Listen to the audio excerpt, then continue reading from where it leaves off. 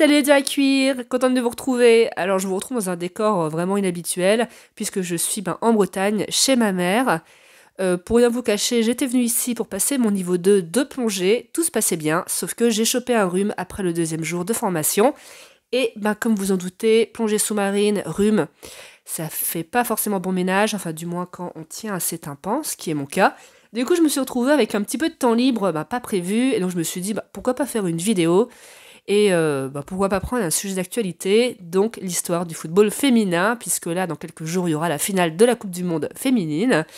Et écoutez, j'espère que ce sujet va vous intéresser.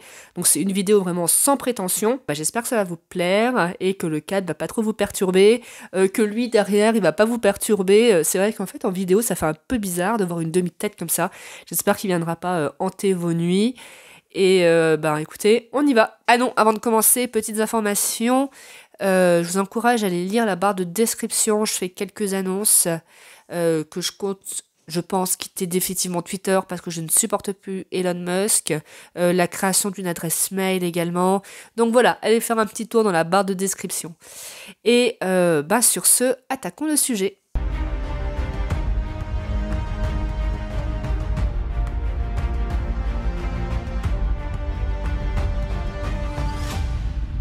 Mais d'abord, parlons du football et des ancêtres du foot, parce que comme vous vous en doutez, les êtres humains ont toujours aimé jouer, et on a trouvé trace de jeux de balles assez anciens. Donc déjà, les Étrusques et les Romains jouaient un jeu appelé l'Arpastum. Alors, on ne sait pas trop en quoi il consistait, on savait qu'il opposait des équipes, mais on n'a pas vraiment trouvé de règles formelles. Par contre, on a vu beaucoup de représentations en fait sur des mosaïques, et on voit notamment sur certaines de ces mosaïques des joueuses, donc ça laisse supposer que les femmes aussi y jouaient.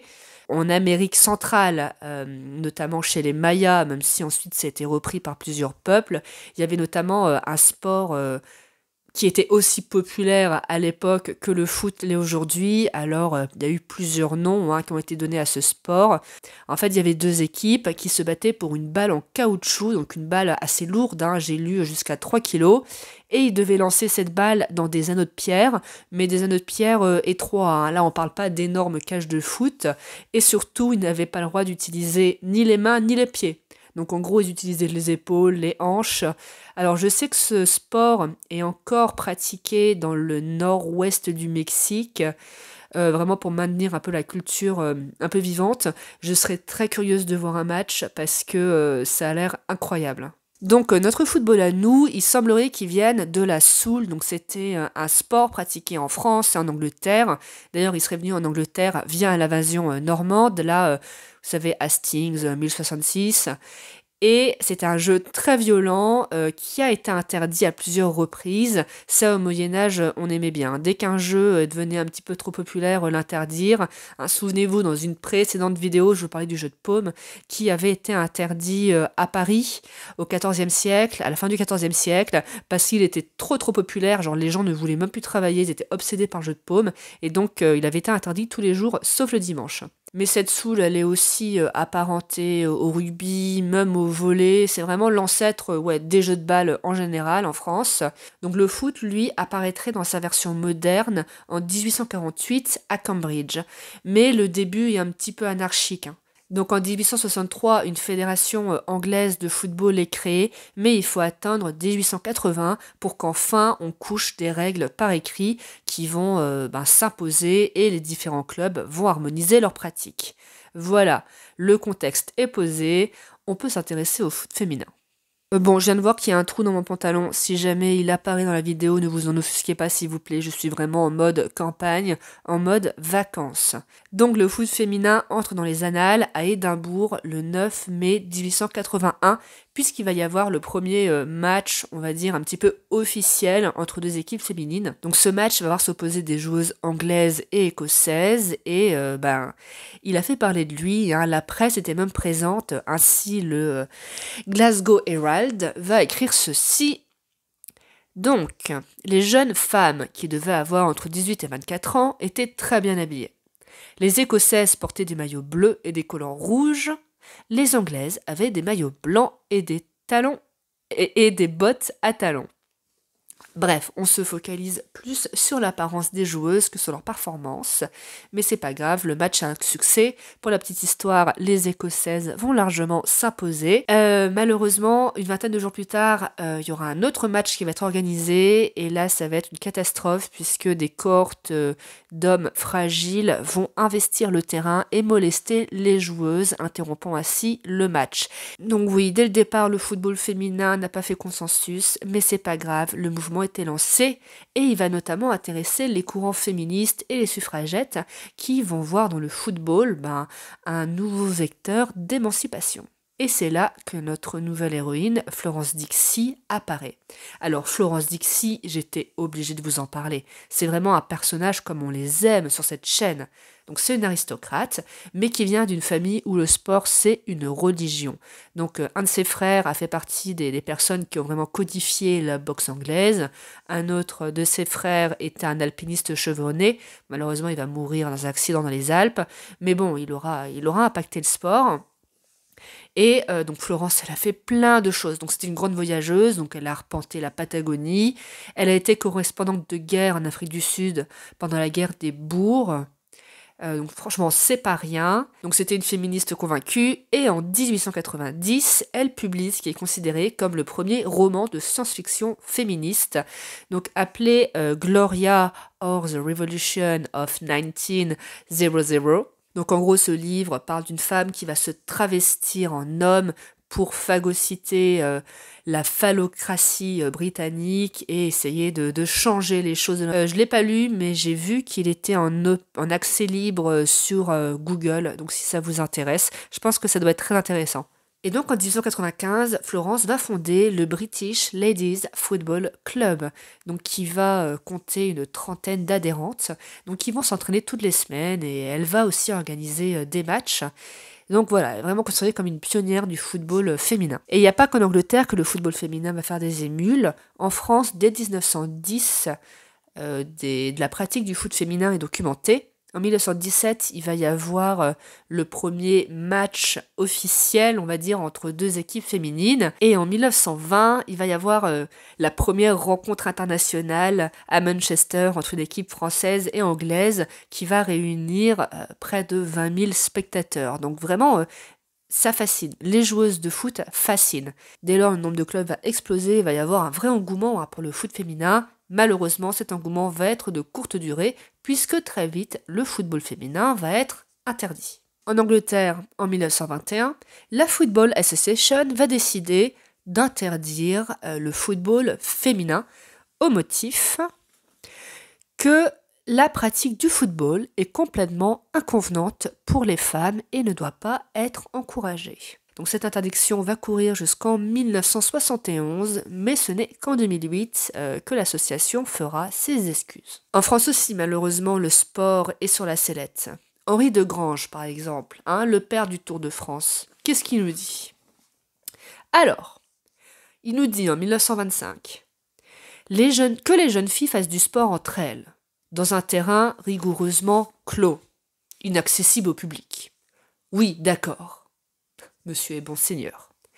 Mais qu'elles se donnent en spectacle, qu'elles osent même, tenez-vous bien, courir après un ballon dans une prairie qui n'est pas entourée de murs épais. Voilà qui est intolérable. Oui, donc en fait, les filles peuvent faire du sport, mais en prison, quoi. Et il n'est pas tout seul à penser ça, mais c'est tellement représentatif de l'esprit du siècle. Vous vous souvenez, là, j'avais fait il y a quelques temps, il y a longtemps, une vidéo sur le sport féminin, et Coubertin, là, le père des Jeux Olympiques modernes, pareil, il trouvait dégueulasse le sport féminin, il trouvait que c'était le comble de l'indécence de voir des femmes faire du sport en public. Donc en plus de ces considérations morales, il y a aussi des médecins qui sont convaincus que la pratique du foot, mais du sport en général, peut rendre les femmes stériles et peut même les tuer. Bon, malheureusement, en 1926, il va y avoir une jeune fille qui va mourir pendant un match de foot. Ah bah ça va leur donner du grain à moudre. Bon, malheureusement, on le voit très bien aujourd'hui encore dans l'actualité. Il y a des hommes très virils qui malheureusement meurent dans des matchs de rugby ou de foot. Parce que voilà, problème cardiaque non décelé ou X raison, ça n'a rien à voir avec une quelconque incompatibilité entre le corps des femmes et le sport. Mais bon, c'était une autre époque.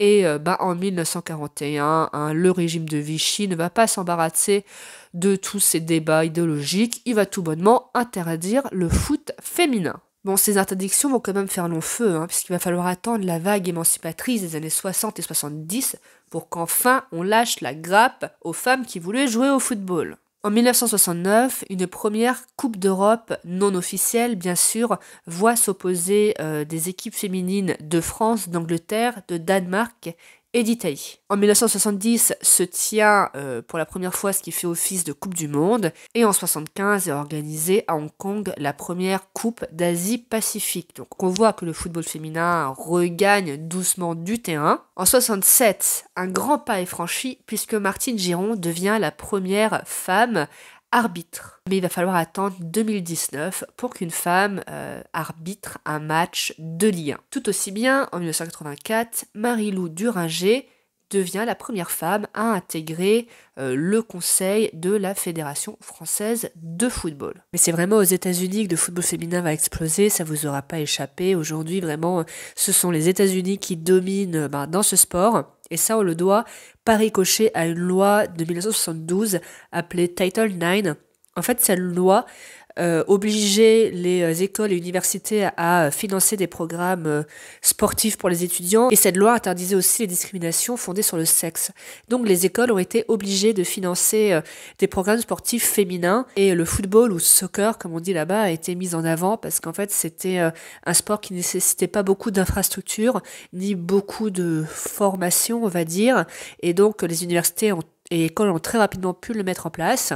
Et très vite, les parents ont encouragé leurs filles à faire du foot pour justement avoir accès à des bourses. Et c'est comme ça que les joueuses américaines ont pris plusieurs décennies d'avance sur les joueuses françaises. Donc on voit que les femmes commencent à s'intégrer dans l'univers footballistique. Et en 2011, le journal L'Équipe, pareil, marque les esprits en accordant 3 unes aux joueuses de l'équipe de France féminine. Bon, bien sûr, aujourd'hui, le football féminin, c'est un des parents pauvres du sport. C'est vraiment un nain médiatique et un nain financier comparé au football masculin. J'ai un petit peu comparé les salaires et la meilleure joueuse française, Antoinette Katoto, je crois qu'elle est à 50 000 € par mois. Bon, c'est énorme comparé aux autres joueuses. Je crois que la moyenne des joueuses, ça doit être aux alentours de 20 000 € par saison. Mais c'est rien. Donc elle est la meilleure joueuse de France. Et j'ai regardé un peu les salaires des joueurs masculins dans les autres clubs, même des clubs moins bons que le sien. Par exemple, à l'OM, tous les joueurs gagnent des centaines de milliers d'euros par mois. Je trouve ça, à titre personnel, indécent. Mais bon, c'est comme ça. Et d'ailleurs, chose vraiment étonnante, en fait, il n'existe pas en France juridiquement de joueuses professionnelles. En fait, quand des joueurs masculins signent un contrat avec un club, ils sont d'office rattachés à la Ligue professionnelle de football, mais ce n'est pas le cas pour les joueuses femmes. Il n'y a pas de Ligue professionnelle de football pour elles. Et donc, elles n'ont pas le statut de professionnel. Alors, c'est que symbolique, puisque dans les faits, ça change pas grand-chose. Mais quand même, alors j'ai vu que ça bougeait et que en 2024, une ligue professionnelle pour femmes allait être créée parce que justement, cette différence de statut, même symbolique, elle dérangeait un petit peu. Donc voilà, écoutez, je pense pas que la vidéo sera très longue. Comme je vous l'ai dit, c'est une vidéo vraiment pas prévue. C'est juste qu'à cause de mon rhume, j'ai du temps libre qui s'est dégagé. Mais j'espère quand même que ça vous aura plu. Et n'hésitez pas à liker, à vous abonner si vous avez aimé. Et moi, je vous retrouve très bientôt pour une prochaine vidéo. Donc, salut!